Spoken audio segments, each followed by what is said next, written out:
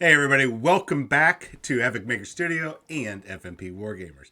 My name is John and we're going to talk about some Games Workshop stuff coming out real soon. So, if you watched some of my videos last week, which I'm sure you did, make sure you jump back and hit those comments and hit that subscribe button. Really super appreciate it. Really helps the channel grow. So, when I was talking about it last week, most of you probably already know that Games Workshop has,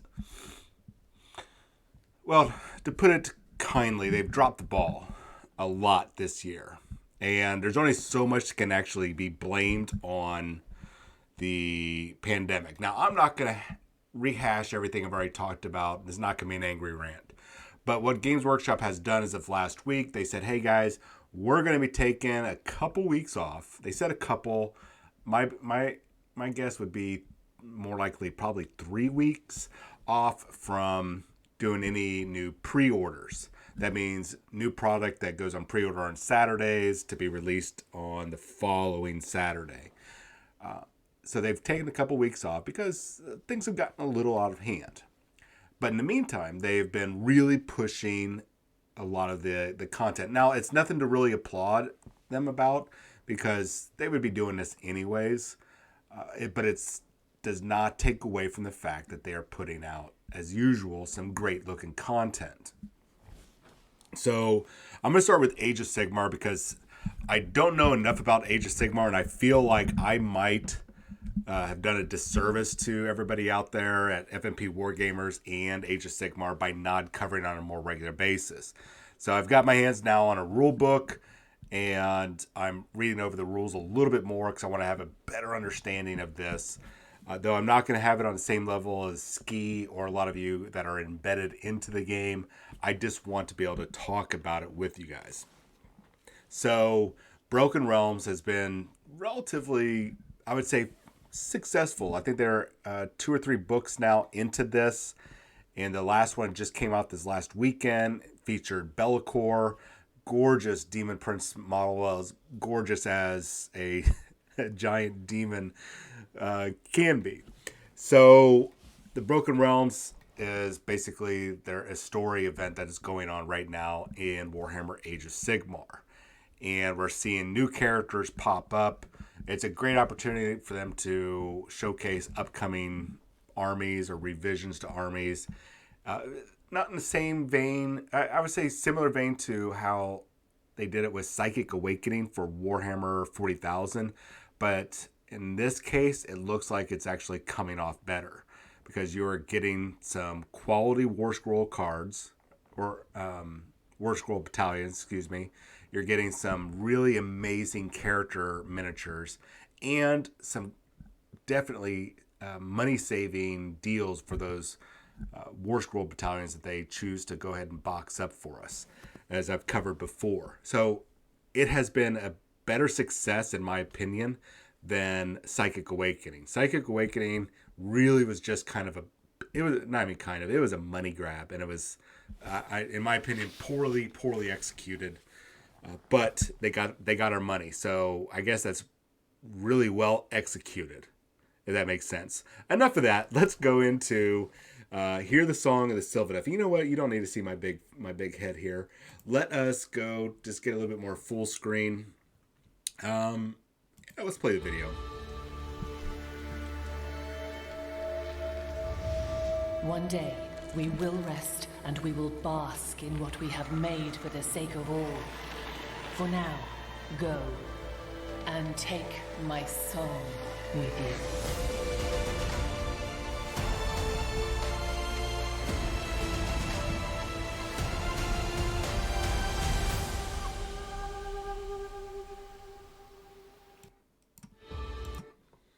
Okay, that was actually a quick video, but let's take a look at this. What is it? The Warsong Revenant. I cannot get a smaller picture than that. My apologies. So the Warsong Revenant, and we've already had strong suspicions that the Wood Elves, for a lack of better term, I'm sure they're going to get a new name, or they already have a new name. Once again, I'm still diving into the lore, getting familiar with this. that the Wood Elves were going to get revised because they have a lot of really amazing models that have come out over the past 2 years, whether in Age of Sigmar or in Underworlds. And for future reference, the Warhammer Underworld arena game is actually, you can actually take those miniatures, and they usually have a War Scroll cards that will come out later on, that you can include those characters in your game, or you can just mix them up in your army to be really amazing looking characters. So the Warsong Revenant is actually fairly impressive, I've got to say. I don't know about the big back banner thingamajig going on there. I'm not too particularly thrilled with that. I think, especially with the critter hatching from the egg, kind of detracts from the amazing sense of awe that I get from this model. I would consider maybe redoing the branches, get rid of the whole arch frame, but that's besides the point. I think this is a really stunning model. The flowing vines, the cape, everything about it seems, for lack of a better term, seems very organic. And I know trust me, I'm not trying to do a pun. It just has a great and wonderful flow to it. It feels like it's alive. And this is like the thing about Games Workshop's artists and their sculptors. They're doing an amazing job of really capturing the essence of realism, but in a fantasy setting. Even looking at his long flowing cloak, it looks like the way, whoever the painter was, it looks like that's leafy, like that they would have the real feel and texture of a living, breathing leaf. It looks really amazing. The vines look really good. I'm really excited about the model. I mean, it's probably one of my favorite new models to come out. And it has kind of even though it's really big and it's got a lot of volume to it, it fits kind of an appeal that I have for characters and models that have kind of a, not lithe, but a streamlined feel to it. It looks like it's fast and agile, and I like that. It's really, I think, a really good looking miniature. I have to say, I think they did a really good job.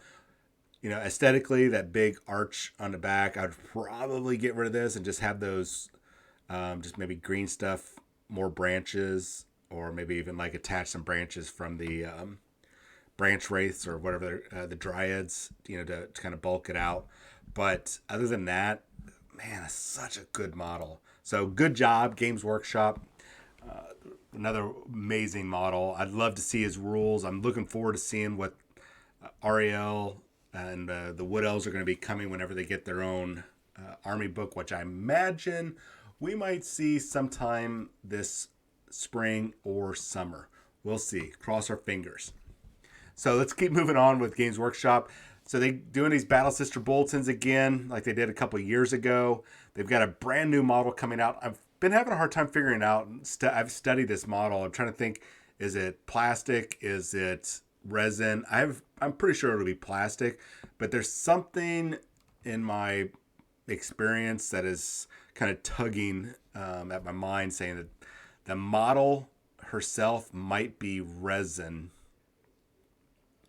but the base will be plastic. Does that make sense? At any rate, this is going to be another one of those amazing new models. I'm just going to focus right now on that banner. She's probably going to be a named character with a name banner. In fact, I'm pretty sure that's what I read. She's the Reliquant of Arms. She's a long-standing member of Orders Pronatus. So whichever holy order is the ones that go protect artifacts, I believe. So, I mean, she looks great. Okay, so no more on that model. I don't care too much about the backpack, but I like her simple aesthetic. She's got that normal kind of hair, that bowl haircut that you would imagine from a militant order or a militant monastic. Well, I guess it wouldn't be monastic. Whatever the basically warrior nun style order would be. Her sword looks really awesome. It looks like it's a ancient antique. that doesn't really match up to some of the current swords at all. The way that it tapers, I think it's just a damn good model. And I like how she's grabbing onto the banner. There was just something that's not blasé about it, like you see a lot of banner bearers out there. They just got their arm almost locked tight, and they got the banner like, "Hey, I'm waving this big heavy banner." No, there's something about it. I mean, she's grabbing onto that. I guess the wrong arm, grabbing onto it, and I mean, it's almost coveted, but it's also, a symbol of hope and inspiring to her fellow sisters of battle. And another little thing that I really like this detail right here around her belt, around her waist. I don't know if you can see my mouse there. There's just some of the way that it overlaps, and you can see the different folds of the cloth underneath. Reason why I like these different belt straps and what they've been doing, especially with those witch hunters that are going to be coming out and some of those cursed city models, is that older models, even some of the older plastic models, it was too difficult to get that level of detail in, especially the old metal models. And it usually just be like, here's a belt, and then another belt underneath it, because they didn't want to have the gap, because perhaps it was going to be too difficult to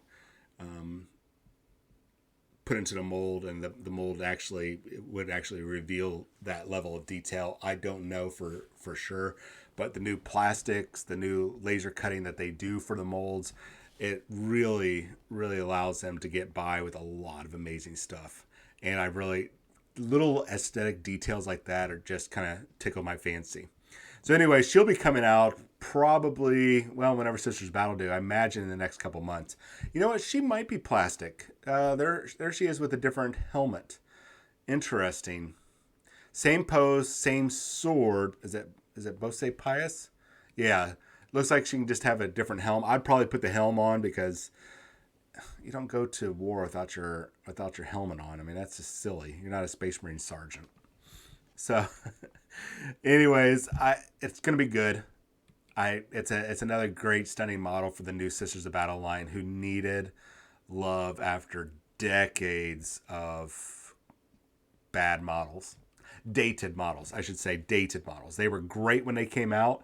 They held up for a long time, but they finally got justice. So, awesome. Super happy about it. Let's move on. We got more Warhammer 40,000 news-ish. This is Necromunda. If you're not familiar with Necromunda, it's basically gang warfare in the 41st or the 41st millennia. This is a new box coming out. It's Hive War. And this is a more condensed box. So what we're seeing right now is you're going to get all your templates, your dice, the cards that you need. You're going to get your 2 war bands, which we'll see here in a second.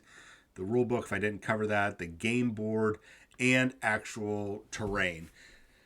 I think, now this is my personal opinion, I'm looking at this box. It's about $160 in value if you take everything apart, approximately.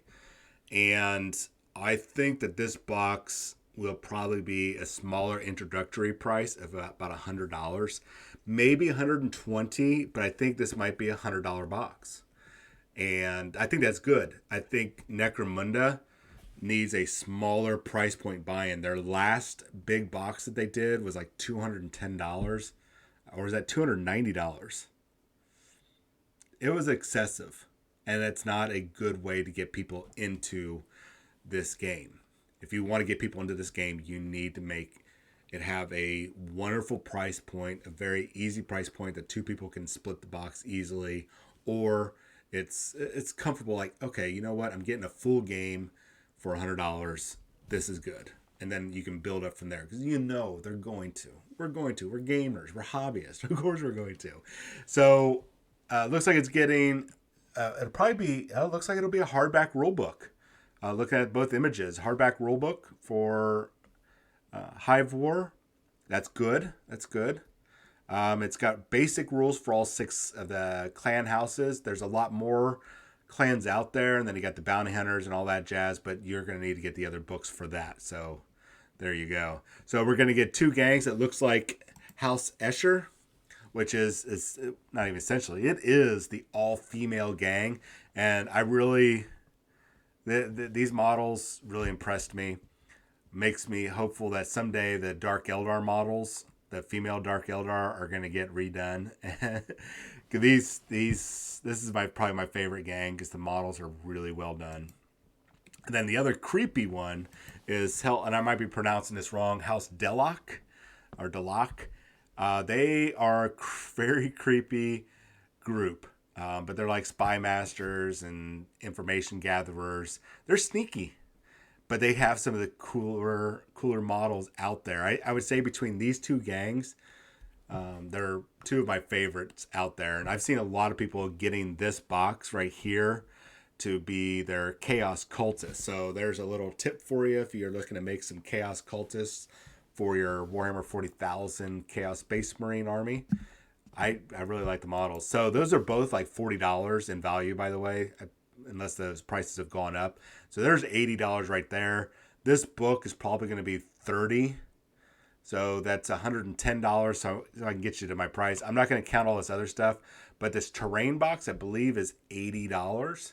So that puts us at, $190. So let's just say $200 worth of product. Okay.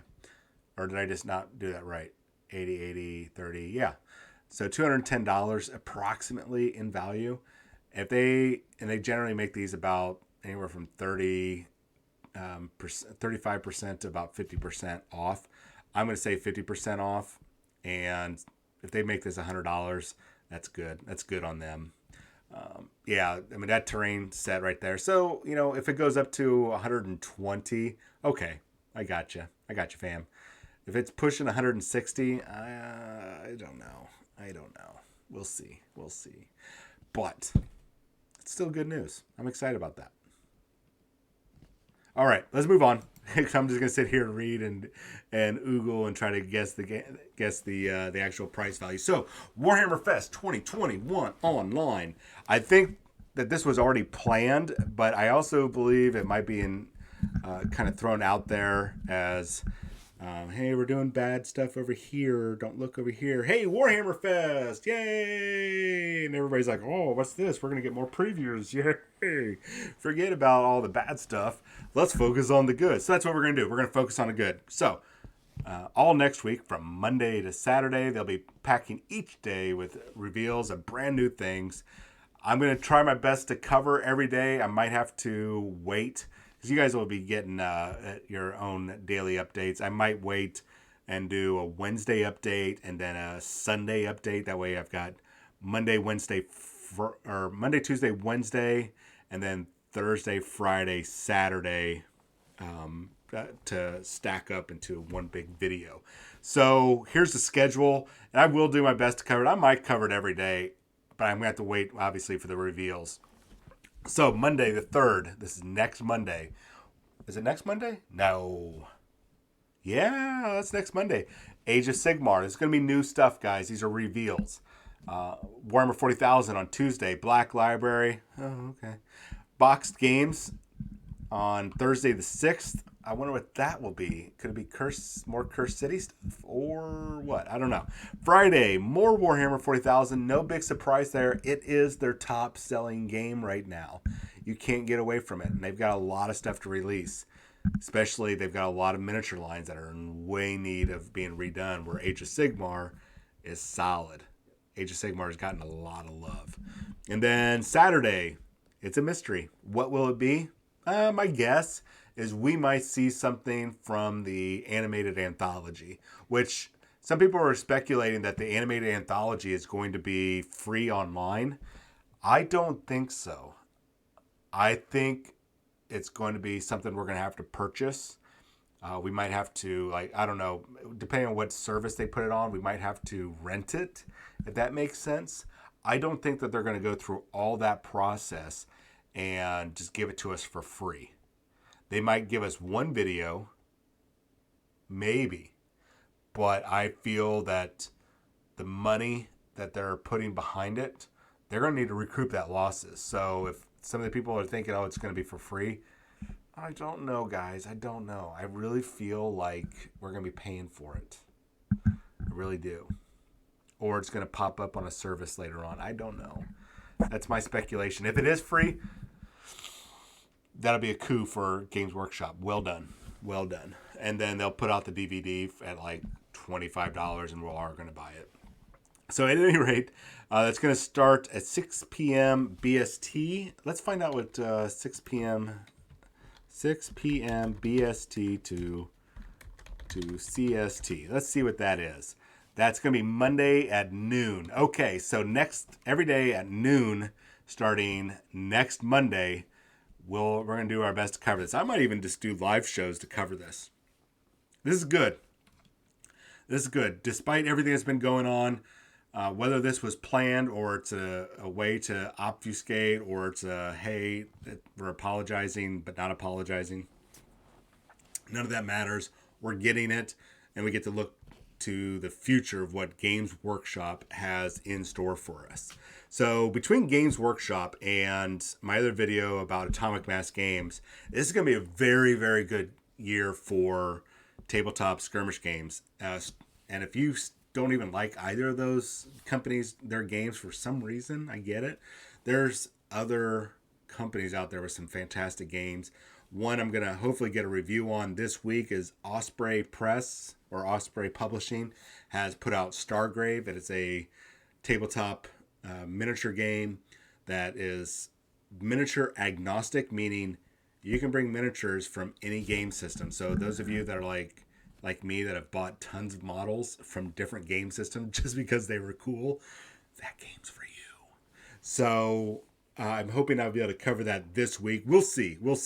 So at any rate, my name is John. This is Havoc Maker Studio and FNP Wargamers.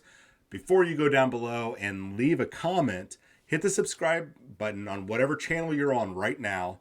If you're on Havoc Maker Studio and you've already hit that subscribe button or you're doing it right now, I can feel it.